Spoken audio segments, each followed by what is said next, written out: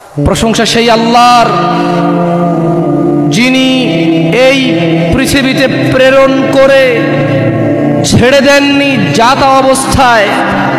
তিনি বলেছেন ওয়াহাদাইনাহুন নাজদাইন, আমি তোমাদেরকে দেখিয়েছি দুইটি পথ।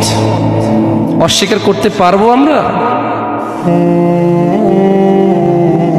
তিনি প্রেরণ করে সৃষ্টি করে এভাবেই শিয়াল কুকুরের মতো ছেড়ে দেয়নি।